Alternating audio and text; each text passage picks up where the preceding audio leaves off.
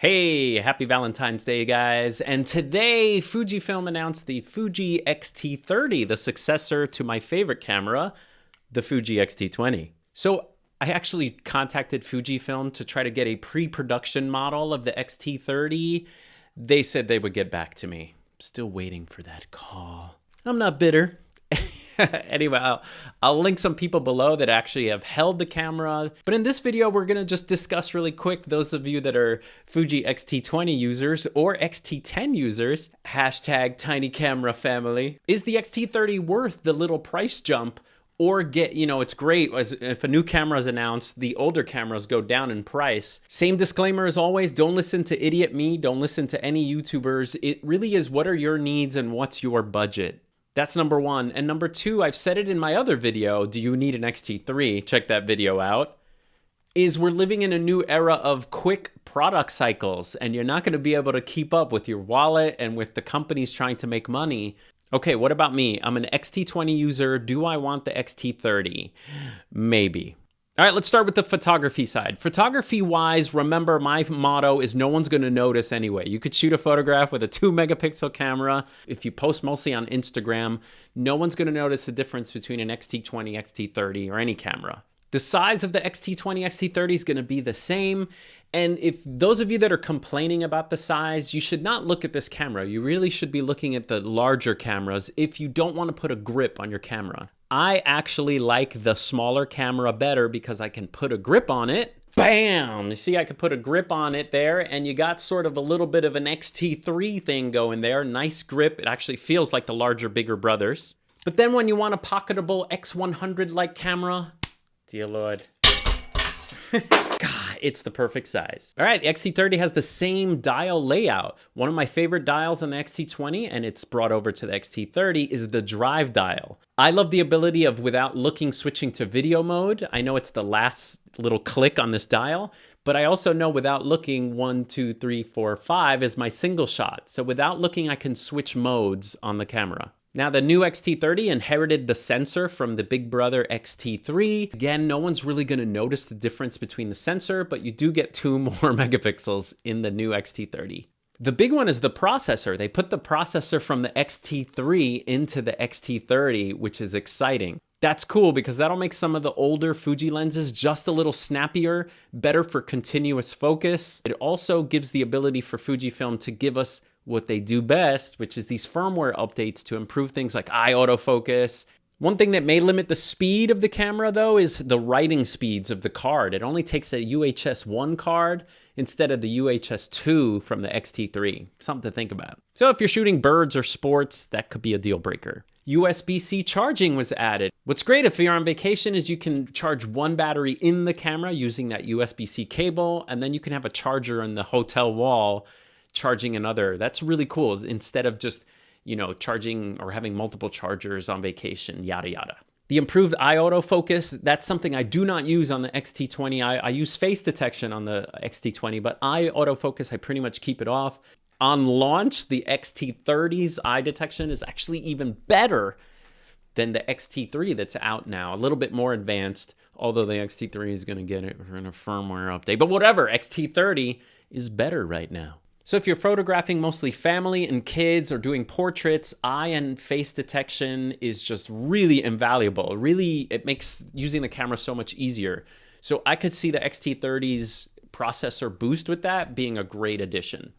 All right, overall, do I see the benefit of upgrading for photography? Well, I think if you have some of the older lenses, like the 1.4 lenses that are a little slower, or you have the 56 1.2 that is slower and that's your favorite lens, I think that the increased processor and the continuous focus and the eye autofocus is going to be magical. For the most part, though, if you're just doing casual photography, I don't think it's going to be really that much difference. Now, for video.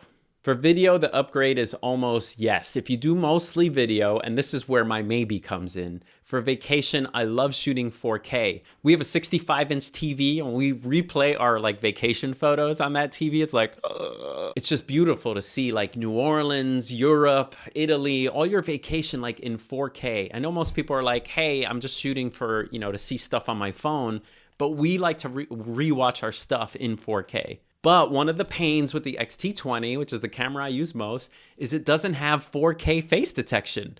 So every time I was going to do an update on vacation, I'd have to switch it to 1080p, less quality, shoot my little update. Hey, we're here in the restaurant. So for me, my huge maybe to upgrade is that video feature to just be in 4K full time. All right, also I do these YouTube videos and I bring my XT20 to do BTS, behind the scenes. Why'd I say both? So I think as a vlogging sort of filming small, tiny B camera, great to have that great autofocus, face detection, eye detection, where I don't have to worry about not having a flip screen because I can trust the camera's autofocus. The other cool feature is they added a little tally light, which right now I have on the XT3 that's recording me in this video. That's huge. I've done videos where I'm like talking forever on there and then I'm like, it didn't record. That stupid little light is so beneficial. So I like that they added a little record light so that you know, I mean, camcorders have that. All right, so I think for video, it now has the capabilities to put in a USB adapter so that you can have headphones, so you can monitor your audio.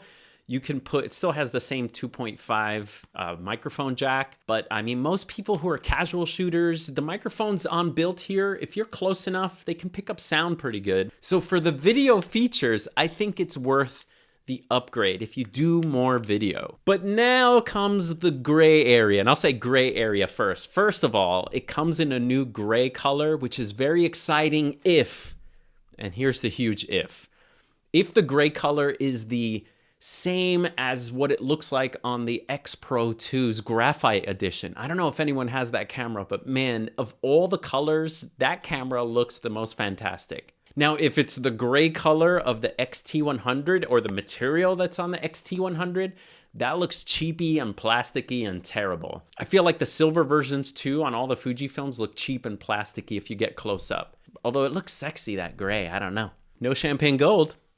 Don't know what happened there. Next, a huge, almost deal breaker is the removal of the D-pad. The removal of the D-pad, I love the D-pad, I love buttons. I'm not really a fan of how we're moving everything to touch because of what I call the retouch. You know what the retouch is. I mean, even on your advanced phone, you try to open something, it doesn't open, and then you have to touch again and it opens, and you forget about that first touch. But we're so used to touching and swiping twice when there's a mistouch. So I find that on cameras too that happens. You touch the wrong thing or you mistouch, there's errors. Where a button is like 100% yes. You push the button, it's going to push. So now they remove the D-pad, which means we have to use these little swipe gestures to, use some of our custom functions like film simulation. So I don't know how I feel about that. I wish they would have added an extra function button maybe where we could make that film simulation or make that something. But now we have to use swipe features. Ugh. I love the D-pad. And they did add a joystick, but now you have to move through the menus with a joystick, which I don't find as easy as the flat D-pad. It's not like it's a larger, Canon D-pad, which fits almost your whole thumb. It's this like little stupid... Ugh. Also, the position of the joystick seems to be in a strange little, I gotta move my thumb a little lower. Again, I'll try and report back. But I still love my XT20, and again, anytime a new camera is announced, the prices of the older camera go down. If you love the D-pad and you're a casual shooter, the XT20 is still a great camera. Remember, cameras don't go obsolete just because they announced the new one. Although, is it exciting? Happy Valentine's Day, guys.